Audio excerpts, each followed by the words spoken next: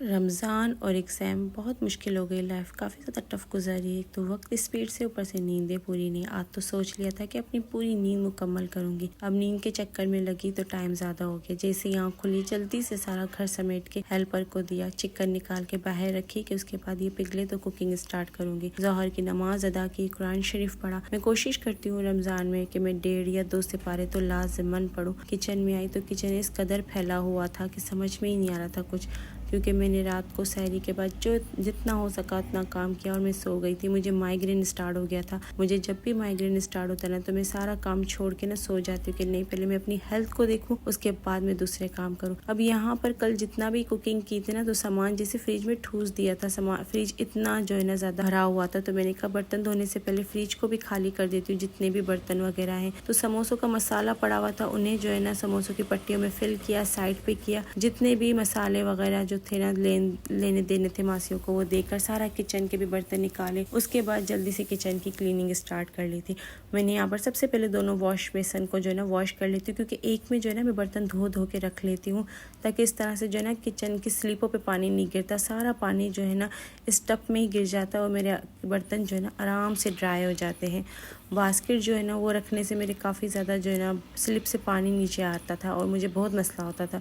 फिर यहाँ पर मैंने जल्दी से सारे बर्तन धो लिए। और एक तो मुझे समझ में नहीं आता कि बर्तन आ कहाँ से जाते हैं। मैं कोशिश करती हूँ कि मैं हर थोड़ी थोड़ी देर में बर्तन धोऊं, लेकिन मैं जब जब किचन में आती हूँ ना, बर्तन वॉश करने आती हूँ, तो बर्तनों का ढेरों ढेर लगा हुआ था। मुझे हमेशा इतने बर्तन धोने पड़ते हैं और मुझे सबसे बुरा काम लगता है बर्तन धोना, जबकि मुझे पसंद भी यही काम है। लेकिन जब ये ज़्यादा हो जाते हैं ना तो फिर मैं थक जाती हूँ कि यार क्या मुसीबत है, ये ख़त्म क्यों नहीं हो पा रहे।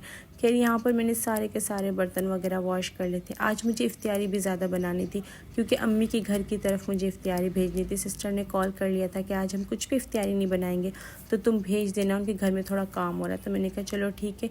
अब मैंने कहा आधा किचन तो साफ़ कर ही लिया है, कुकिंग भी स्टार्ट कर लूँ और फिर साथ साथ आधा किचन भी समेटती रहूँगी। यहाँ मैंने जो है ना यखनी चढ़ा ली थी चिकन की, क्योंकि मुझे रोल वगैरह बनाने थे, दही बड़े भी बनाने थे। बेसन निकाला दही बड़े बनाने के लिए, और जो है ना साथ साथ मैक्रोनी वगैरह ये मैंने कल ही बॉईल करके रख ली थी ना, लेकिन मैं मैक्रोनी के समोसे बना नहीं पाई थी। टाइम इतनी जल्दी गुजर जाता है, तो बस फिर जितनी चीज़ें बनती ना उतनी ही बना ली थी मैंने। यहाँ पर मैंने चिकन बॉयल पे रख लिया था कि मैक्रोनी के समोसे भी बना लूँगी और साथ ही जो है ना स्प्रिंग रोल भी बना लूँगी। दही बड़े मैंने यहाँ पर सारे के सारे फ्राई करके एक साइड पे कर लिए थे, और साथ साथ जो है ना मैं बर्तन भी धो रही थी और किचन भी साफ़ कर रही थी, क्योंकि किचन अगर गंदा हो ना तो काम हो भी नहीं पाता। एक तो पानी की इतनी ज़्यादा मुसीबत हो गई कि 3 दिन हो गए मीठा पानी नहीं आ रहा। साकिब से कैन मंगवा लिया था कि कैन ले आओ कि रोज़ एक तक जो है ना पानी थोड़ा ठंडा हो जाएगा और बर्फ़ भी थोड़ी बहुत जम जाएगी। बच्चे ना वाले कितनी भी ठंड हो, लेकिन उनसे जो है ना गर्म रूह अफ़ज़ा पिया ही नहीं जाता, और मैं कोशिश करती हूँ कि अभी जो है ना ज़्यादा ठंडा ना ही दूँ तो बेहतर है। खैर यहाँ पर एक साइड मेरा पूरा स्लिप मैंने साफ़ कर दिया था, क्योंकि मुझे था कि साकिब असर की नमाज़ पढ़ कर आएँगे ना तो आते के साथ ही वो इफ्तियारी बनाएंगे। तो मैंने ये स्लिप साफ़ कर ली थी। इस पर आराम से जो है ना वो फ्रूट चाट भी बना लेते और फ्रूट भी कट कर लेते। बहुत ज़्यादा सहारा हो जाता है जो है ना साकिब इतना थोड़ा बहुत मेरे से काम निपटा लेते, क्योंकि रमज़ान में बहुत ज़्यादा काम होता है और ये टाइम होता है कि पूरे दिन की जितनी भी गॉसिप होती है ना रहते, यहाँ पर बातें भी चलती रहती है हमारी, और साथ साथ हमारा पूरा काम निपटता रहता है। मैंने यहाँ पर दही बड़े भी बना लिए थे, अपने भी अम्मी के भी। साकिब ने फ्रूट चाट बना ली थी, मैंने वो भी निकाल दी थी। साथ साथ रूह अफ़ज़ा भी बना रही थी, और मुझे ये टाइम बहुत खूबसूरत लगता है। यहाँ पर मैक्रोनी के समोसे भी मैंने रेडी कर लिए थे, और साथ साथ जो है ना टिक्का बोटी के समोसे मेरे पास थे, मैंने वो भी जो है ना फ्राई कर लिए थे। रूह अफ़ज़ा भी तैयार हो गया था, उसमें मैंने बर्फ़ डाल के उसको साइड पे रख लिया था। सिस्टर को इफ्तियारी भेज दी थी, और यहाँ अल्हम्दुलिल्लाह हमारी इफ्तियारी हो गई थी माशाल्लाह से डन। मगरिब की नमाज़ वगैरह अदा की, और आज तो सोच लिया था कि मगरिब के बाद आराम नहीं करना है, किचन को समेटना है, क्योंकि किचन फिर ज़्यादा फैल गया था।